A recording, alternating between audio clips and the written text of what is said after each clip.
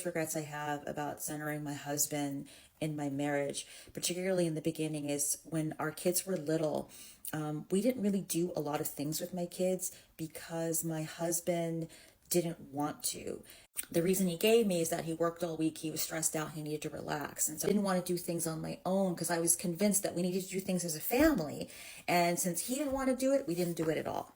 My husband's in the military, so he does have a very stressful job. And I guess that's why I gave him so much grace in the beginning, because I felt like, yeah, he does work all week. He also supports us. I was a stay-at-home mom all those years. And so I felt like it was asking too much in a way.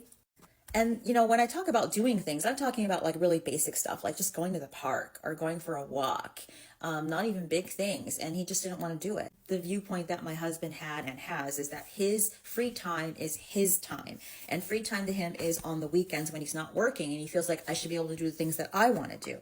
And what he wanted to do was like play video games, read books, watch TV, nap, not hang out with the kids, or me for that matter. Moved to California. We went to Disneyland one time, and we went to the beach twice. We lived in Southern California. The beach was like a few miles away. We went twice in 4 years.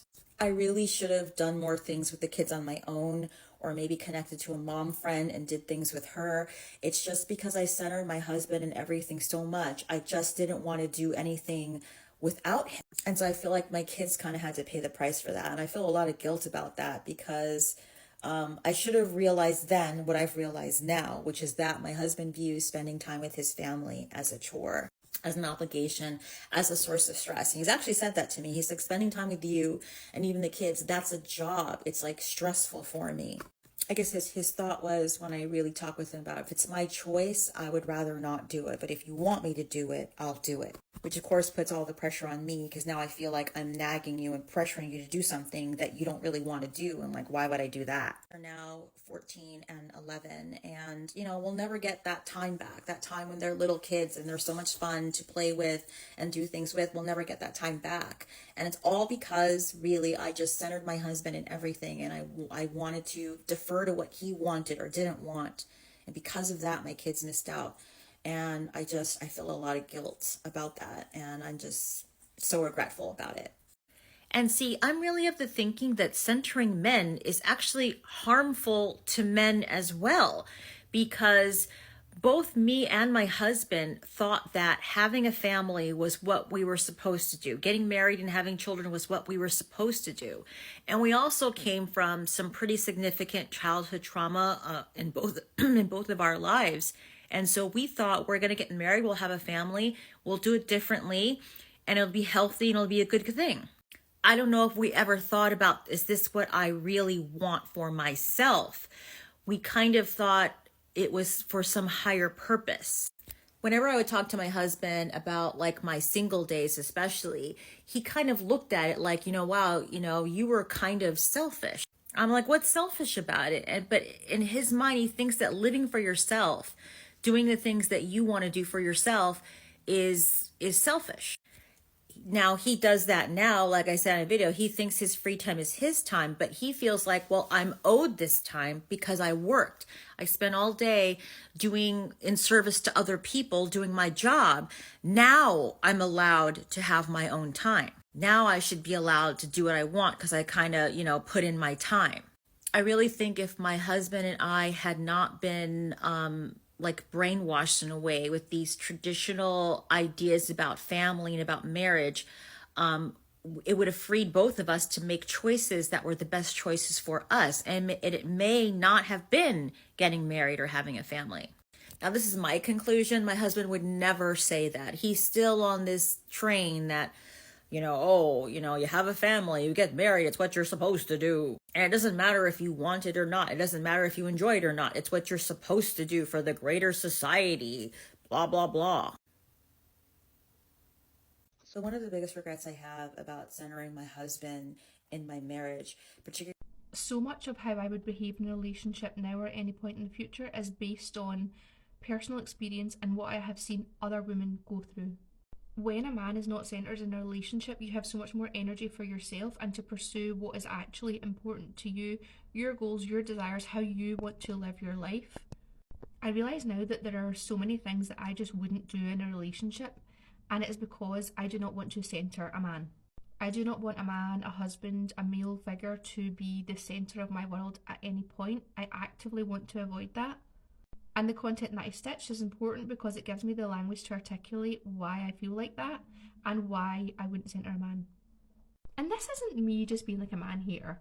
In a patriarchal society where everything is literally designed to make men's life easier, it is completely okay to not want to follow that, to not want to have your relationship, your identity be tied to servicing, making a man happy. We didn't really do a lot of things with my kids because my husband. So my situation is a little bit more nuanced than her, but I want to talk from the perspective of a child who had a parent prioritize their spouse over me, their relationship with me. My situation is a little bit different because of a couple of things. Number one, the parent that was doing the prioritizing was not my mother, it was my dad, and he was prioritizing my stepmother. So there is the nuance of like the fact that I'm not her biological child, and what that experience can look like sometimes, and also the fact that I was not in the home full time. So I will say that like the longer term impact has looked like there being times in my life as an adult where I did not talk to my dad. It has looked like me still being in therapy for the trauma and the experience that I endured because of him prioritizing that relationship over me and my well-being and our relationship as father and daughter. It has looked like me making choices and decisions as a child that I should not have had to make, that I should not have been making, and that I probably wouldn't have if I had had like the support of a father figure. It has looked like just 2 years ago, I said to my dad, like, you didn't prioritize me when I was a kid, and so I'm always going to prioritize me now. And if being in a relationship with you means that I have to endure certain things, then like I just will not be in a relationship with you. And so me being very like, not doing it because I'm grown now, right? It has looked like us having a very like emotionally distant relationship. Like we're close, but we're not emotionally vulnerable with each other. My dad doesn't know like the intricate things like in details of things going on in my life because I don't feel emotionally safe with him to share with him in that way. Even though I love him and I know he loves me and we like have a good relationship, it's just not it's not the level of depth that maybe you would think parental relationships would have. I will say on the flip side, some of the good things that have happened from it is that I show up very differently with my kids because of all this. Now, you could say, well, maybe that was just the experience because she was your stepmom and he was prioritizing this new family over you. Except my stepmom was similarly problematic with my little brother. If you've been on this page and you have seen any of my other videos, you probably know that my little brother completed suicide in 2019. So I attempted when I was 18 years old and my little brother completed before he even turned 25.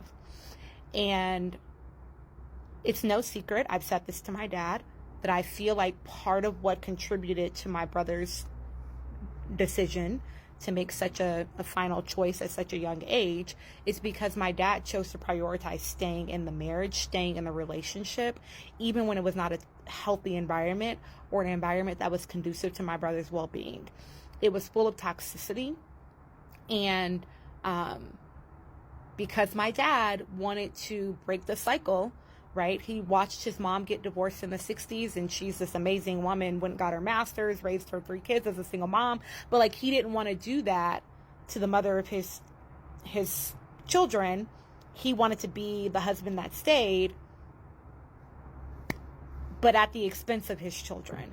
And so while your situation may not always have such dire or extreme ramifications, just understand that choosing to prioritize your partners at the expense of your children is always going to have some sort of consequence that you are going to feel one way or another. Is when our kids were little, we didn't really do a lot of things with my kids. Now listen, I want you to watch this lady's video and then come back. So now that you're back, listen, this video isn't meant to dog her out. She's made the choices she has. Her children are of a certain age. She obviously loves them and cares about them and sees, she's been a presence for their children. But we are talking about the ways in which society and the expectations of men and husbands are changing. But we also need to look at the expectations for moms. And personally, I think one of the biggest issues we've seen in parenting in recent years and prior to that, and why people grow up with some trauma and some feeling like they're not cared for or centered by their parents, is because they weren't centering them, for one. And number two, a lot of people see children as part of markers of success. They don't see children as these tiny humans that you are trying to instill some morals and ethics onto, that you're sending out into the world to be good people and to develop their own sense of self and individuality, while also challenging them to be good into the world, to bring health and goodness into the world, right? They are seeing children as same thing as a house, a car, a Harley. Like, I am a good parent, therefore I'm a good person, therefore I've done good in this world, and I've fulfilled my duty to the earth. And I would challenge people who don't have children yet, or who have very young children, to take a step backwards. Think about why they're having children, what that childhood should look like, and what they want their children to come away with at the end of the day. Because if you are saying that my time is my time, and that I want to do the things that I want to do, and you are telling me that you are basically saying that you're not going to derive any pleasure or satisfaction from your children enjoying your presence and enjoying the world, that you're not going to get any joy from taking them out into the world and watching them be happy, watching them be satisfied, exposing them to new ideas, to cultures, to experiences, to education opportunities, that you're not going to derive pleasure from things like taking them to museums and children's places, and even just to the park, that you're not going to find it enjoyable to see them be excited to be on the swings, to say, watch me, watch me. Children may not be for you. And listen, I'm going to be honest. Kids are crazy. They're frustrating. They're tiring. I don't expect anyone to enjoy being at the park with their child from the time they arrive till the time they depart. These kids are going to have meltdowns. They're going to not like the choices. They're going to be tired. They're going to be hungry. You're going to look at the options on the menu at the zoo and wonder why you're paying $15 for half a hot dog with no ketchup. It's not going to be a delightful time the whole day. Okay, so if you're on a weekend, a random week when you're like, today is not the weekend I want to take the kids out, I'm not saying don't have kids or that your experience is lost. I'm saying we're going to do a check and balance thing. Same thing when you go out to the club or you go out to dinner. You don't enjoy the whole entire experience, but as a whole, you know you need to get out there. You know you need to spend time, blah, blah, blah. I am just saying, look at the reasons why you're having children and the results that you want. And if you don't find some measure of joy and pleasure in your children having fun, interacting with you, having a good time, don't have kids, and do not have children, or adjust your ways if you already have them. If you are married to someone who is not going to find any joy and pleasure in spending time with the children that the two of you brought into this world, you need to reassess that relationship. You might need to drag that spouse into therapy. You might need some therapy yourself to understand what kind of parent you need to be to your children to make up for the deficits of the partner that you chose who is not showing up for them in their lives. Do you want children who feel valued and fulfilled, who have some kind of emotional regulation, some kind of health, and can look back in their childhood and feel wanted and cared for, even in the times when you don't have a lot to give? Or do you just want children in your life so that you can show everyone that you're a good person? Oh, let me just add an analogy I think that we're missing. So I think a lot of people, there's a difference. some people, it's a group project, okay? Raising children is a group project. You pick up, some of us pick a partner because we want a good person in that group project, right there beside us, deep in the trenches. But if you've ever done a group project, you know that your partner sometimes is only there to get the passing grade and move on. I don't know really how you overcome that, especially if it's a person who's supposed to care and love you and then doesn't feel like, at minimum, if they're not interested in the group project, they're at least interested in keeping the burden, making the burden not so heavy to help you with this group project.